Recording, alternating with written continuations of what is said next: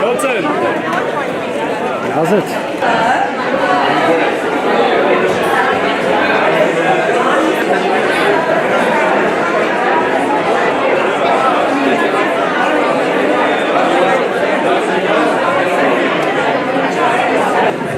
Ladies and gentlemen,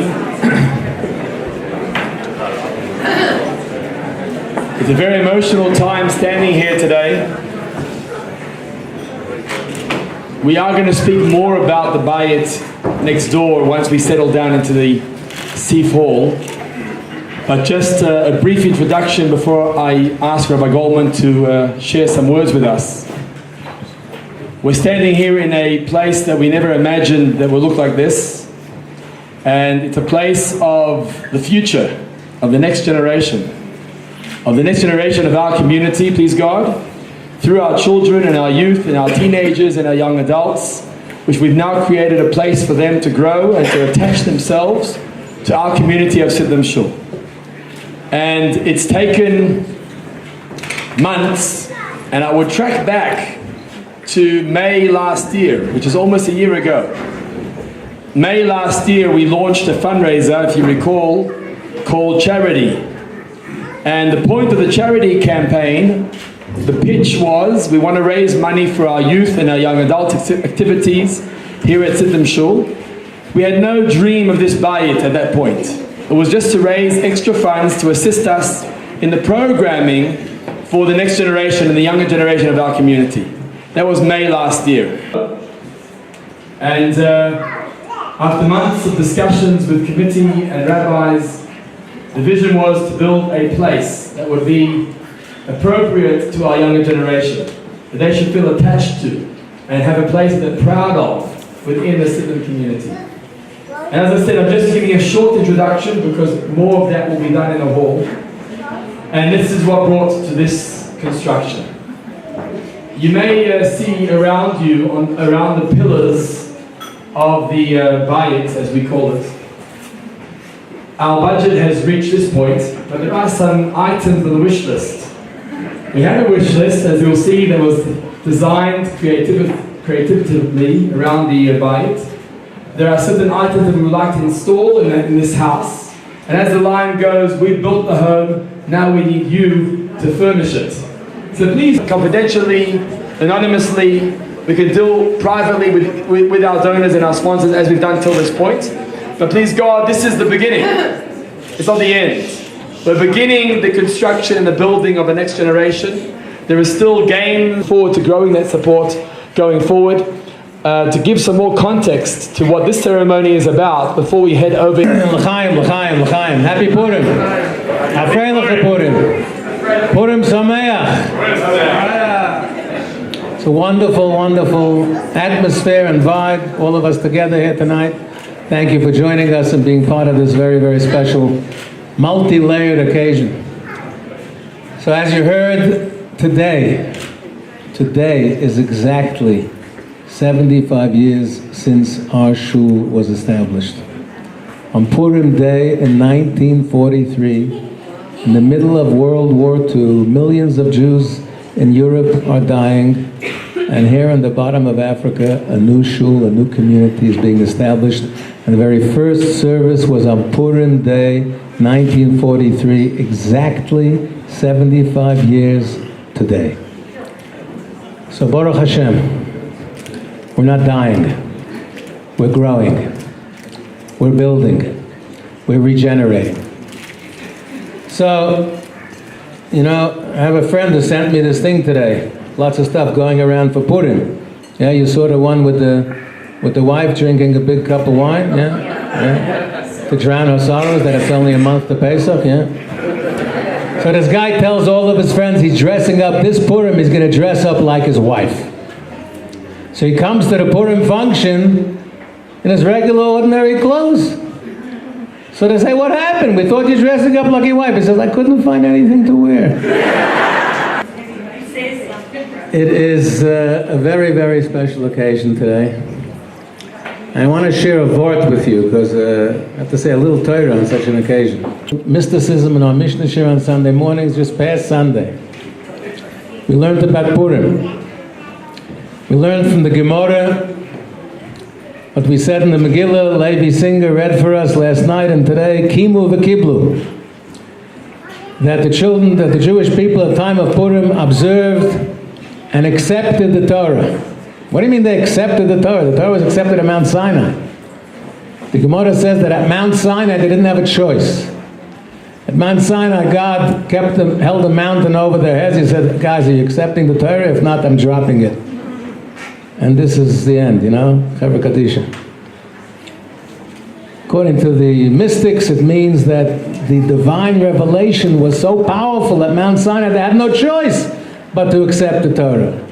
But on Purim, when their lives were being threatened, when they could have chosen to become Persians and save their lives, and they did not one single Jew defected. We read, V'rabei me'amei ha'oretz misyadim, many of the nations were becoming Jewish, but not one Jewish soul defected to save his or her life. That was Mesiras Nefesh, total commitment. That was a proper acceptance of the Torah, of the Jewish way of life, where they had other choices and other options. And so Purim reaffirms, reestablishes, validates the Nasa v'nishma, the acceptance of the Torah that we made back at Mount Sinai all those centuries earlier. My friends, I think this is so appropriate for our Purim here at Sydenham today. We are revalidating what happened 75 years ago. We are celebrating the past as we shape a new future. The Bayit, the youth Bayit, is a new future. And there are things happening. Sometimes we have choices, sometimes we have no choices. Sometimes we decide, we strategize, sometimes we're just thrown in the deep end and we have to make a plan. So we have to make a plan and we're going to make a plan. And we're going to reinvent ourselves, please God. And we're going to reestablish, and we're going to revalidate, and we're going to reinvent, and please God, we will shape a future which is bright, which is dynamic, which is young, which is youthful, and which will take us into the next generations ahead. Amen. L'chaim. We'll do those next door. Keep your hard hats on, guys. You never know what might fall. You might get hit with a l'chaim. So that will do next door. Here tonight, it is a distinct honor, pleasure, and privilege for me to ask Rabbi Stern, who's taller than me,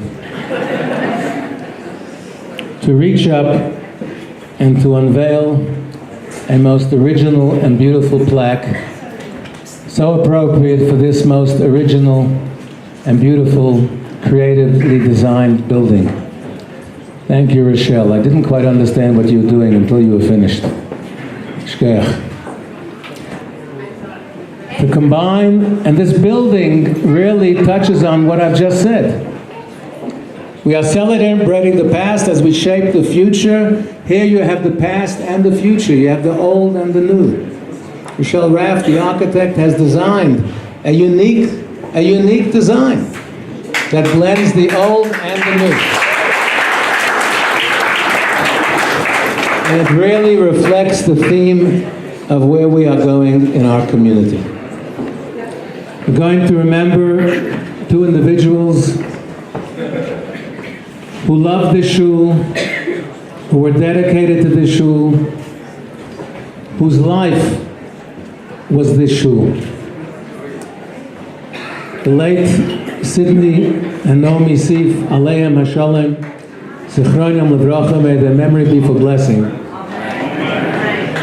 Sidney was a gabbai, held probably every position in the shul over the years. When I came here in '76, he was still on the council, an honorary elder. He still conducted the Shalashudas every Shabbos. Koribon Olam V'Yomaya. That was the song every week. We miss it. We miss him.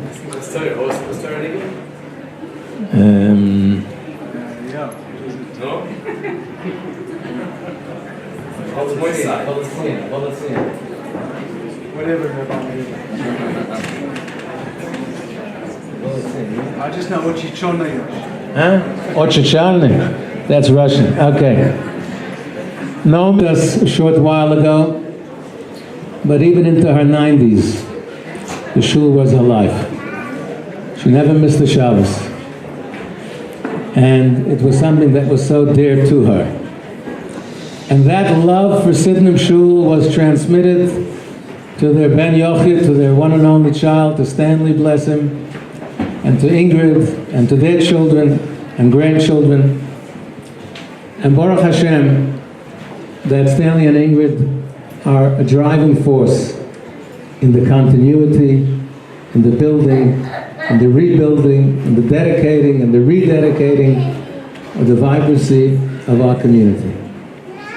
And as I said, I put up a mezuzah the other day, and I said that, you know, Stanley got involved in the construction and the engineering. He has an engineering background, and he made suggestions, and suggestions cost money, you know. So he helped to offset the deficit, you know, because we went over the budget, as normally happens with building projects, right? So Stanley and Ingrid have made a generous contribution, and it's my very special pleasure and privilege and honor and kavod to ask Rabbi Stern to unveil a plaque dedicating this area here, which is the youth shul of the new youth Bayit, in memory of the late, beloved Stanley, Sydney, Tzlangayor, Kula Chaim, sorry. It's Purim. Tzlangayor, till 120.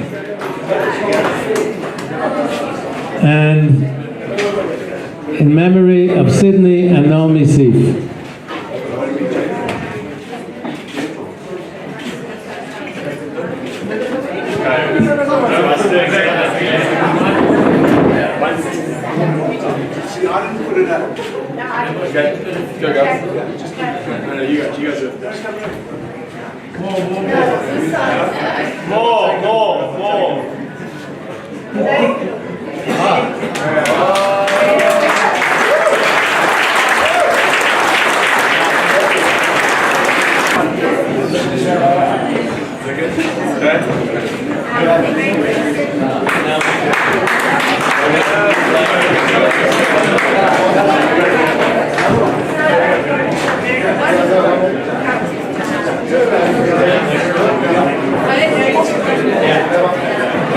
I will just conclude by mentioning, have a look at this beautifully designed pewter plaque, the Sydney and Naomi Sif Youth Shul with a beautiful Magen David, and the Hebrew inscription, Lidor Vodor Nagid Godlecha.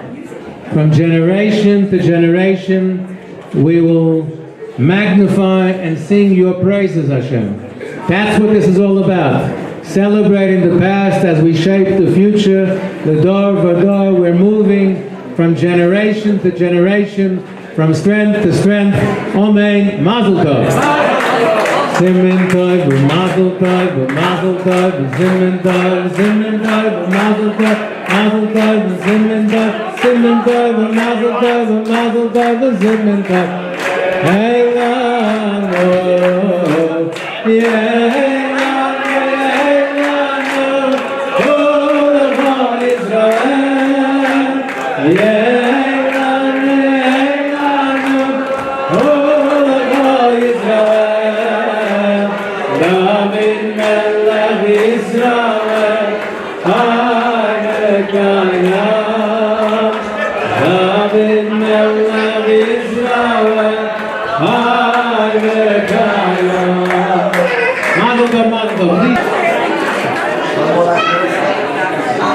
One more, 1, 2, 3 again.